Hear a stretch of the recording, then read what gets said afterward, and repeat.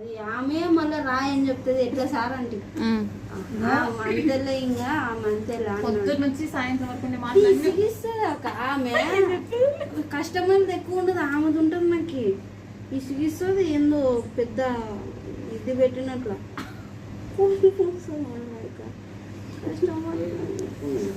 రేపటి నుంచి కౌంటర్లోకి చేస్తుంది అది టోకన్లు రాసిస్తుంది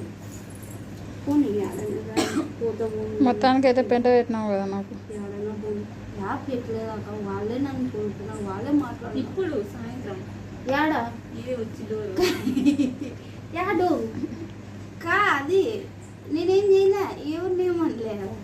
ఏం డోర్ పెట్టినాను అదే బయట వాకింగ్ చేస్తూ అయితే ఇంకోసారి ఎవరితో ఏం పోతూ పెట్టే పెంట పెట్టి ఇంకా మళ్ళీ ఏం మాట్లాడమంటాను చూసుకో ఆంటీకి చెప్పిన చెప్పు పన్నావు కదా ఇంకా చెప్పపన్నావు పొద్దున వచ్చి ఆంటీ వచ్చి చెప్పు కీ వేసానని చెప్పాక కీ వేసానని చెప్పు అక్క వేస్తుంది అక్క అన్న ఏమనింది తిరగమల్ల లేదు అట్లా చెప్పును నీ దగ్గరే ఉంది కీ అని చెప్తాను అనింది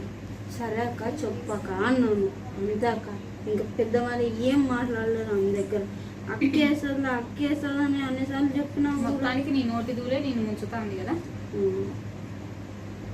అది నేనే పోను వాళ్ళే వస్తారు నా దగ్గరికి మీ పక్కన ఆమె ఏమంటుంది డ్రెస్ సర్కిల్లో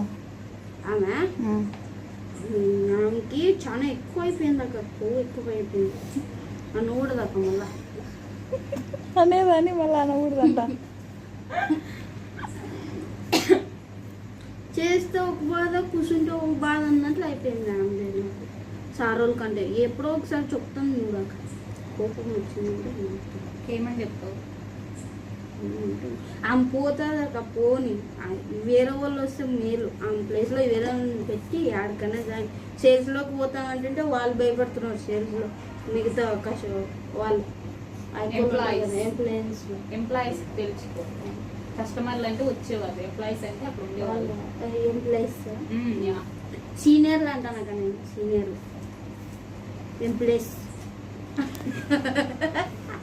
సీనియర్లు అంటాను నాకు ఓకే ఇక పోతా వద్దమ్మో అని వాళ్ళు కొట్టుకుంటున్నారు ఆమె నోరు ఊకే ఉండదాక ఎదురుది నీ నోరు నేనేం అన్నాను ఆడేందో ఒకటి పెట్టింటుంది వాళ్ళందరినీ సైలెంట్ గా పెట్టి ఇది వచ్చాక మనకు చుక్కలు టార్చర్ రెండు చూపిస్తుంది మాటలతో అక్క నేను ఇప్పుడైతే ఆ పిల్ల తనొచ్చిందే లేదా ఉమ్మతో ఏమనింది అది జరిగింది మా ఇద్దరికో తెలుసక్క నేనేం అనలేదు రేపు పొద్దున ఆమె